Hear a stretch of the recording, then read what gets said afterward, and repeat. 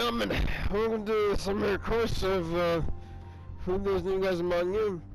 But this is not for those new guys among you now. This is the companion course, the level up. The step above being a newbie.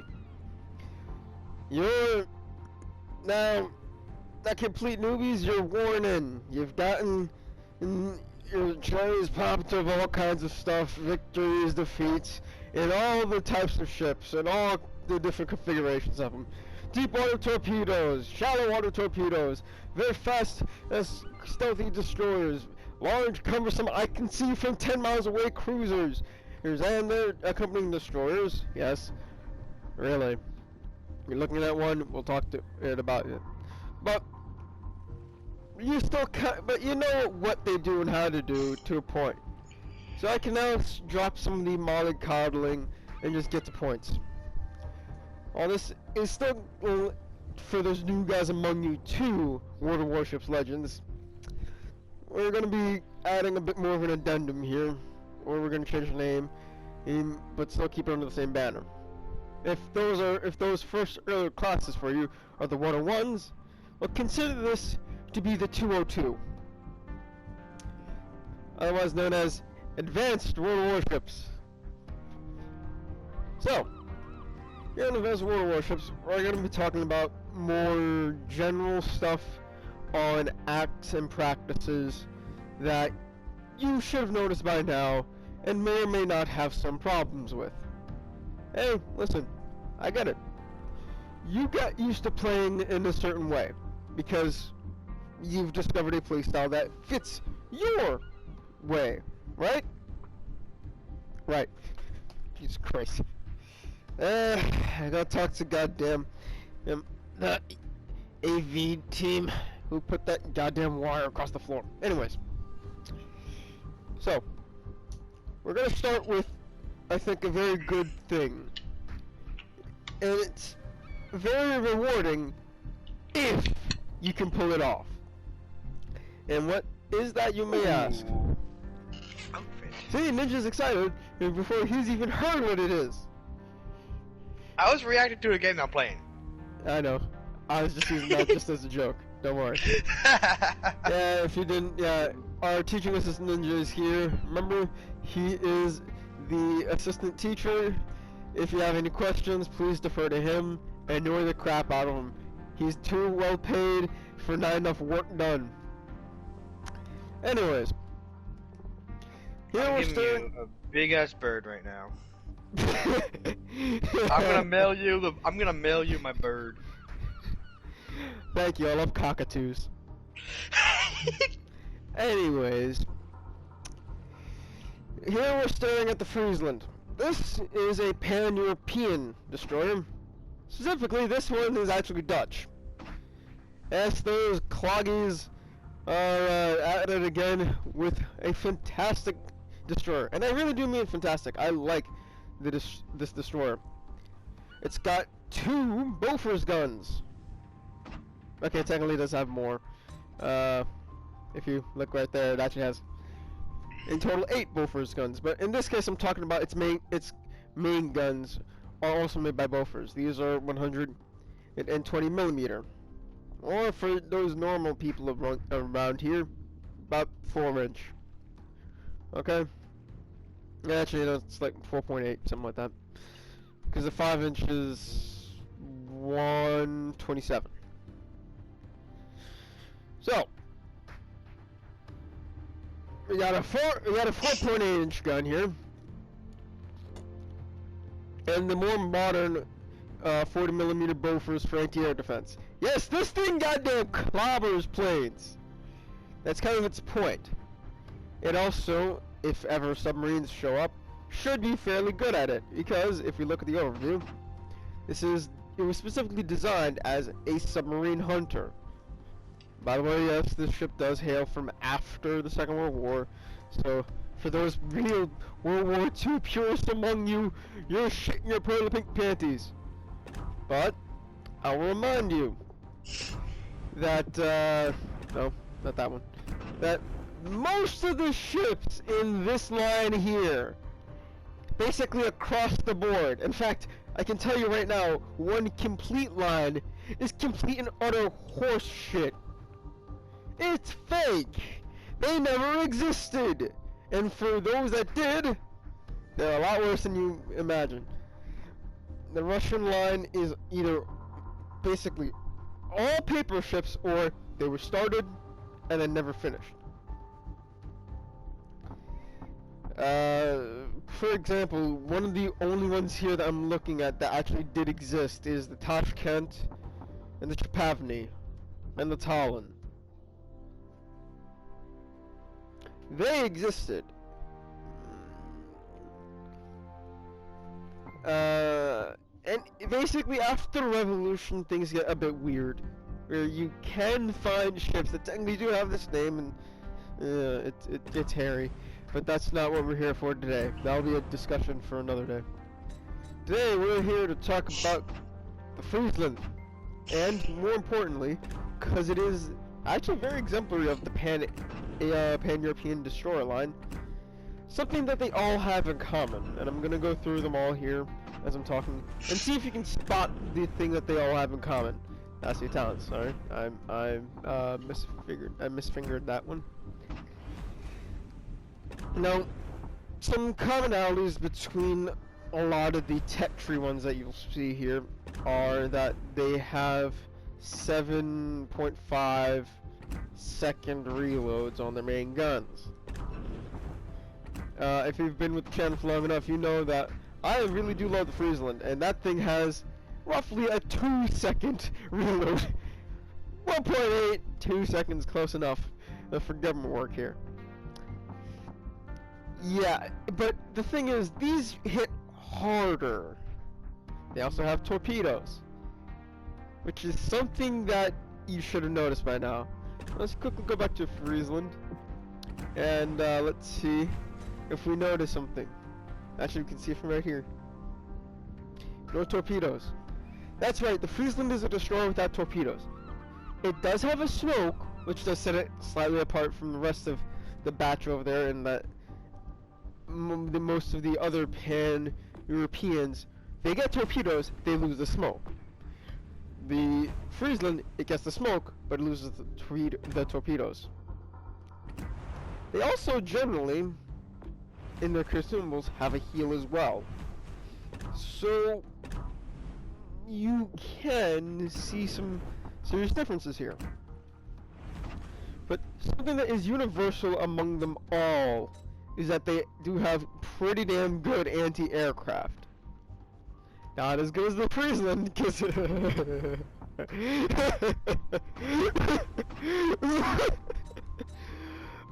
but I love the Friesland, man. The fact that I also put a lot of time in specifically building it to be an anti-aircraft destroyer should be mentioned. But it's what I consider its contemporaries. Okay, yeah, no, the SD Gotland actually is a contemporary of it. It's literally from the same year. But now that I consider its contemporaries, it's still lacking in, for the most part, the anti-aircraft department. Of course, you can upgrade it and fix things and have things happen, but notice something else about them. Look at the torpedo number here. These are 21-inch Swedish model 1947 torpedoes. Look at their speed. Look at their range. Yeah.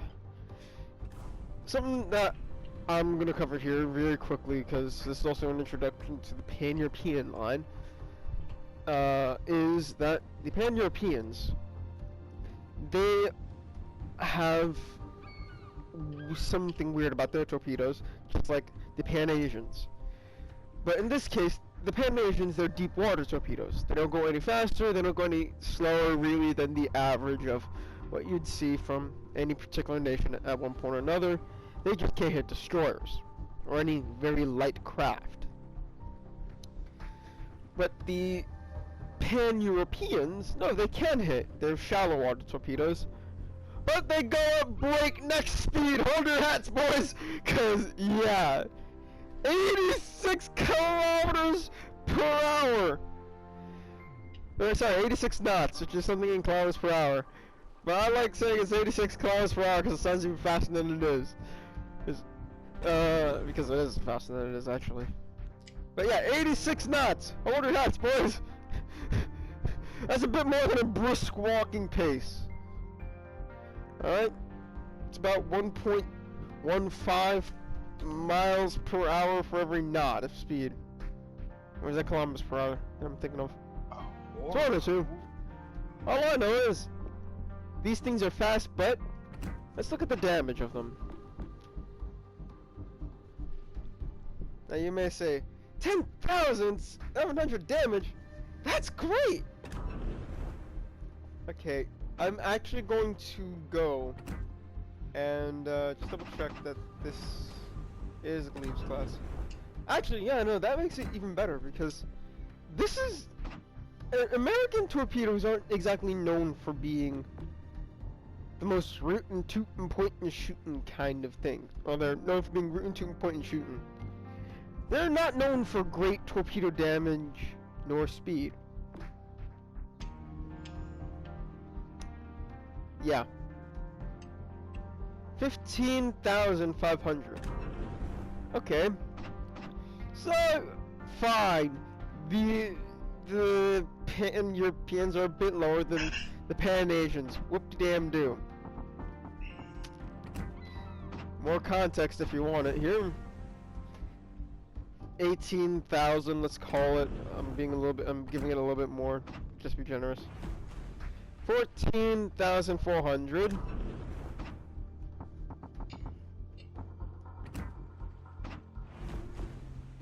18,400.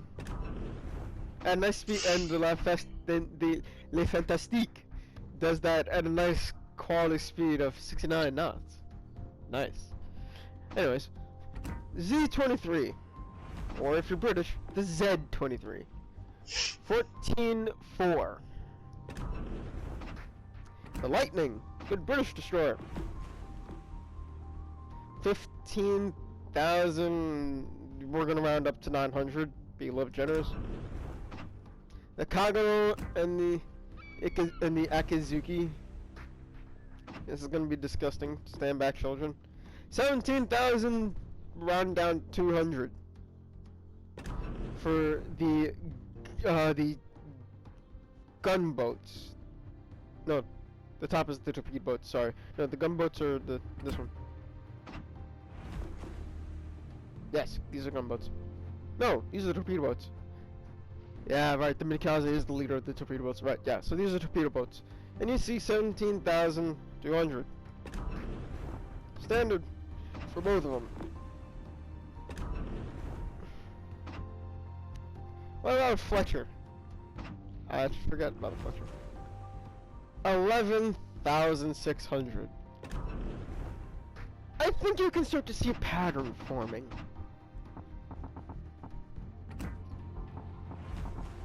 We're not going to compare the upgrade torpedoes because, I mean, you just get speed out of them. I showed you that earlier. And that's kind of the point I wanted to make here as well. These torpedoes from the Pan-Europeans are going to be low damage, or at least lower damage than, say, something of any other nation afloat. Okay. So, oh, you know, just for sake of comparing, we're gonna look at the torpedo bombers of the Plebna, or in general carriers. So it's got a squadron of 6, so you'd multiply this number by 6, and you get a ridiculous number out of it. But you know that's not gonna, but you know those aren't gonna hit. So we're gonna round it up to 5,200.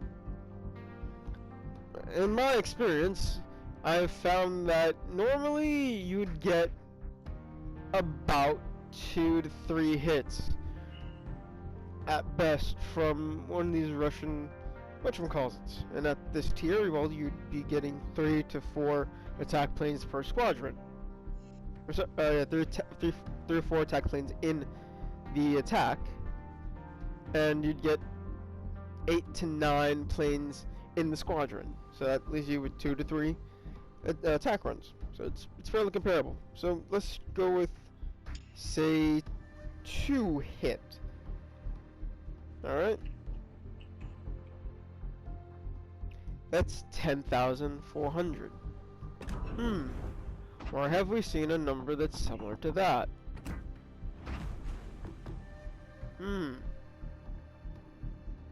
I wonder where. Now remember, this is maximum damage. This is if it hits and there's no damage reduction or anything. Okay, which it's not going to. It's probably gonna most likely hit somewhere that there's damage reduction, but even still, that damage reduction is taken off from the maximum damage number and running calculations, blah blah blah. But this is the thing. The Pan-Europeans are naturally going to be lower than everyone else, even the airdrop torpedoes to a certain extent. To continue on just the double checking of muddying water, because boy howdy do I love muddy water, or muddy waters. He's a great singer. We're gonna be a little bit not generous here with the Germans and round it to 5,800. They run 2 planes. Says it right there. Attack unit size 2. Means you get 4 out of the Germans. Woo!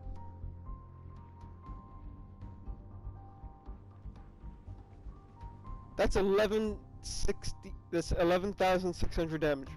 If they both hit somewhere that doesn't do damage reduction. I mean, it's gonna be more than that technically, but for sake of ease of numbers. Implacable. This is 11,800. Again, rounding down to 5,900. Shokaku, I think you're one of the first that gets 3? No, 2 as well. So we're gonna round this up to 7,600. 15,200. Wait, isn't that? No, it's 17, isn't it? Yeah, 17 too. Oh, that's kind of crazy. If both torpedoes hit and don't go through any damage reduction on a target, roughly you should be expecting to see about 2,000 short of 1 torpedo fired by a surface combatant or one of the destroyers. Huh. It's kind of crazy. And Lady Lex 72. Sorry, no, 7,300. And attack size of 2. 14,600. You can see where I'm going with this. This is not going to be a gameplay video, if you're wondering, by the way. I think I've demonstrated how to play the Friesland quite a few times in the past already, so. But here's some general strategies and remembers about when you're playing in a ship, especially if it's Pan-European, that either doesn't have a smoke, or if it does have a smoke, that doesn't have torpedoes. Because believe it or not, I can lump these two together. Because you do want to play them the exact same kind of way. First, I think let's start with those that don't get torpedoes, because actually there's a few more of those than you think. We just don't have them here on console. Alright. You have a destroyer that has smoke screen and no torpedoes. Well, that normally means that your guns are going to be very good. They hit either relatively hard with a kind of long reload, or they don't hit very hard, but they fire so often, you're firing a machine gun. Which, in this case, with the Friesland, if I get the right ship, is the case. So, how do you get the most out of the Friesland? Well, you can play it in two very serious ways. One is you accept that cap circles and basically anywhere that there is other players that aren't or that are your team are cancer, and you try to go more towards the enemy in your back line. I.e., you want to dance around at your furthest extents, setting people on fire, annoying the shit out of them. As soon as they shoot at you, you turn tail and you run. You duke. You play games with your rudder and your speed. If they quick tip, if they shoot, you want to look at their muzzle flash. If they muzzle flash and their shells look like they're going closer to the edges of your screen, you better believe you slam on those brakes. You kill your engine, and alright, you slow down and you turn. Preferably in the direction away from the shells, but still, you turn. If the muzzle flash and the shells are coming in directly towards the center of your screen, you speed up! You get out of dodge! Still turning, of course. You never stop turning in directions. You need to do the shimmy hula shake with your tail. Okay? That's how you play the Friesland. In one way. Or you can decide, sod this for a game of soldiers, I'm getting in there. But now it becomes a game of, well, priorities, targets first. You target cruisers first, because they're the ones with radar. Yes, you kill the things that have radar first, because that means that now you've dropped your detectability by a lot. Because remember, radar can reach out to up to 12 kilometers. Yes, really, it can. You just have to set up captains for skills like that. So, you take out the cruisers first. Then what? Well, if the game has destroyers, technically you should actually start with them, because they're the ones that will really fuck you. I have built my Friesland as a gunboat. As a pure gunboat.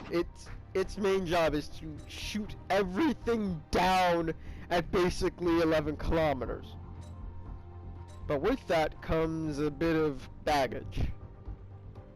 Yeah, 6.1 isn't terrible. It's you know, not great either though. Just for context. Remember, 6.1 was with camouflage on. So, and that's a 4.5% reduction. So actually, you know what? Let me do this a little bit more fair, and take off the camouflage from the Friesland here, so I can be able to see what the actual number is. 6.4. Okay, but we saw that the Shenyang is 7 as base standard. But remember, I am taking Concealment Expert, or the Concealment System Mod 1, or as everyone else calls it, Concealment Expert. So,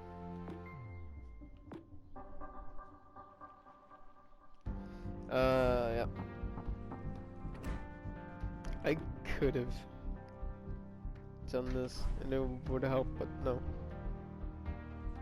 Anyways,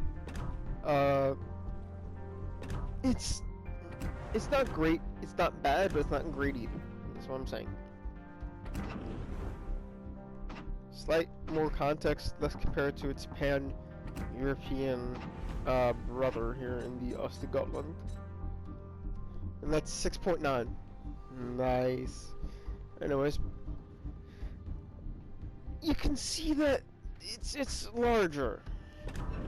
And with Concealment Experts and blah blah blah, and you've specifically built your captains out right, you know how stealthy one of these bastards can be, and they have a 6.6 as their standard. So basically, they're starting from a little bit larger than where I start, and they go down to about 5 kilometers. 4.9, 4.8 kilometers. Hell, remember, My Shima isn't exactly the most stealthy destroyer in the world, as I have it set up. But it's at what? About... Because actually the Shimakaze is a fair comparison, because it would be fighting a Friesland. But it's at 5.2. And this is not the stealthiest I can get it. There is ways to make it even more hidden, but I don't feel like going through the pain in the ass that would be. So, priority targets. If there are no destroyers in your game, or there's one destroyer in your game, because that has happened,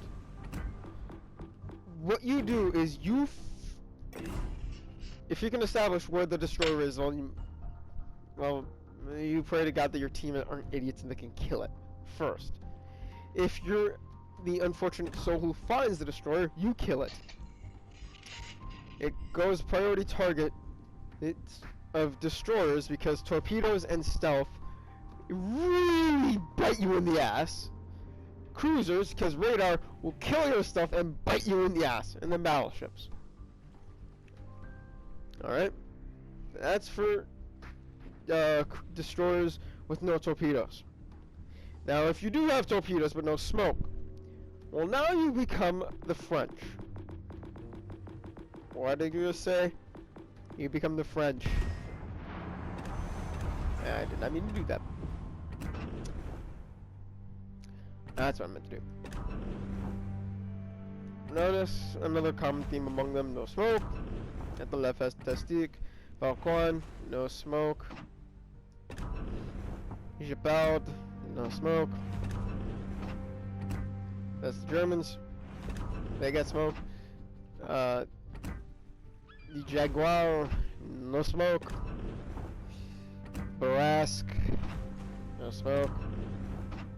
And the Fusilier, no smoke. The French don't have smoke generators. They don't rely on them. What they rely on is their guns. They're more in line with the Friesland. That's why I started with it first. Because in all honesty, that's how you play them. You play the French more like Friesland. But wait a minute, Professor Barr. You said that the Friesland is smoke but no torpedoes. So why am I playing torpedoes but no smoke like a smoke with no torpedoes? Simple. Because they are very similar in range and characteristics. I'm grouping this by characteristics. I mean, technically I should have done the torpedoes but no smoke first, but weirdly enough I can put the French with either one, because the French, they kind of fit into both. So here they are. The French, I'd say, actually more fall in line with the Pan-Europeans and having no smoke but torpedoes. Now it's fast torpedoes, but torpedoes nonetheless. How do you play them? Simple. Just like above with the Friesland, you're skating your outermost edges for the most part to start with. Because you want to know what the field looks like to make your decisions. As soon as you know what the field is and where the most dangerous threats are, you start by you work your way out, and then you start from the outside and work your way in. You don't start with the most difficult, you start with the easiest or the most presentable target, whichever happens to be first. Normally it's the most presentable target.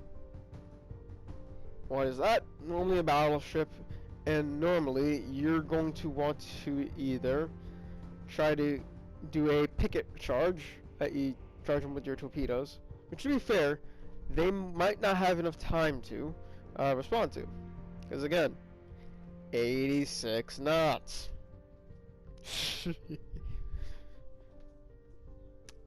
So they're speeding along at breakneck speed.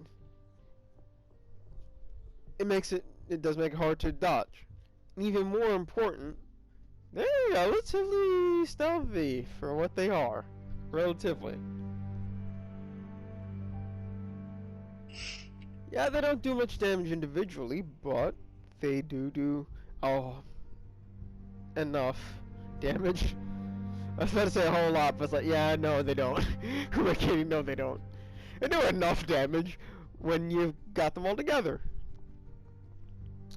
A popular joke, if you ever want to go over and play on, not on console, but on PC, is if you ever get the Haaland, remember this rule of thumb, the 3 Haaland torpedoes are 1 torpedo of literally anybody else. 1 Haaland torpedo is basically an airdrop torpedo on the surface. Oh, buddy. That's not good. But you know what? Those things can fucking... They come in like missiles. They're that fast. So, they don't have much boom, but boy, how'd they get to the target in time. Anyways. What you do is you dance around a little bit on your extreme edges of your range. As soon as you know where your targets are, or your biggest threats are, you find a good target that isn't going to quickly kill you if you fuck up. Because you're trying to do this all from stealth, i.e. you're using islands to hide. You're using other people's smoke screens to hide. You are dancing constantly. Duking still applies, but in this case you want to go forward instead of running away.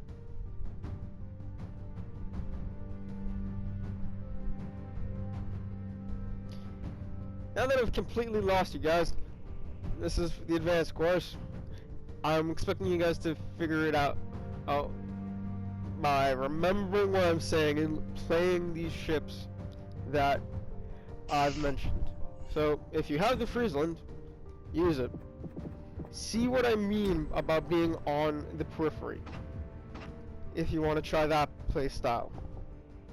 It's not for me personally. I'm more get in there, buddy, kind of person, but okay, that's just me. If you don't have the Friesland, it's here in the store. At 750,000 credits, you can buy the Friesland. And of course, then you have to fit it out and blah blah blah. Recommendations on building out, on fitting out, well, it's up to you and your play style, but if you want to follow me and be the bane of aircraft carriers, yeah, if you want to be me and be the bane of aircraft carriers, I suggest you actually go, not with Aiming System Mod 1, but actually AA Guns Mod 1. Of course, for your Tier 4, you get AA Guns Mod 3. For your standard, for your other two, I suggest Rotor Shift, because... bless you. Bless you, Ninja. Okay. No thank yous, but whatever. Anyways, I suggest you go with steering gear. The stock steering is a little stiff and it's a little long. Bless you. The propulsion actually is very good. It actually does get on and off the line very well. You tell it to go, it goes pretty well. You tell it to stop, it does take a little bit of time, but And of course, concealment. Now if you want to, you can get even slicker speeds for steering by using steering gear mod 3 as well as mod 2. Or you can use steering gear mod 3 by itself. Or if you want, you can go with target acquisition. If you're going to do a gunboat build, I suggest target acquisition. And I would then also suggest that you get the gunfire control system mod 2. So if you want to do plane destruction, AA guns mod 2 and mod 3, use steering gear, and I'd suggest concealment so that they fly really close to you. You have your AA guns off and then wake them up and say, oh shit, oh there we go. Or you can leave them on and just it'd be a permanent annoyance. But if you're going to do a gun build, then I'd suggest main battery 1, main battery 2 for traverse main battery 3 to nullify the problems of main battery 1, and it'll also nullify some of main battery 2. Basically get a, if I remember, it's a 2% reload, or 2% faster reload. 7% faster reload, and a 15. And it's a 2% traverse boost. There it is. That's what it is. It's a 7% boost to reload and a 2% traverse. Of course, you need concealment, and definitely you need steering gear for that.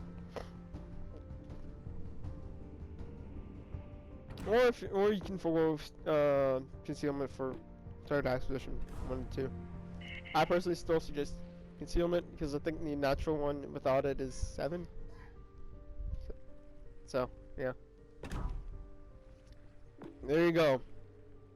An event's very muddied explanation of the Pan-Europeans, number 1, and number 2, how to get the most out of them, and obviously by extension, the French.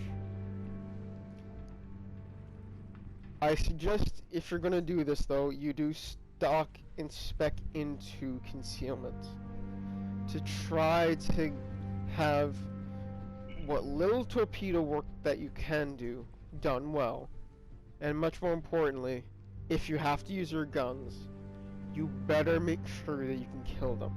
7.5 seconds for the Pan-Europeans, for the most part, is not good. Of course, we did see a couple of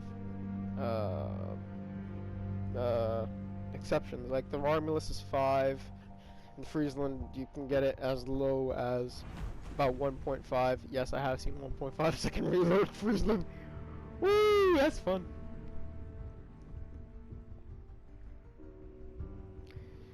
Anyways, ladies and gentlemen, that's the end of this class. And, as always, get your ass to the standard battle now. And fight.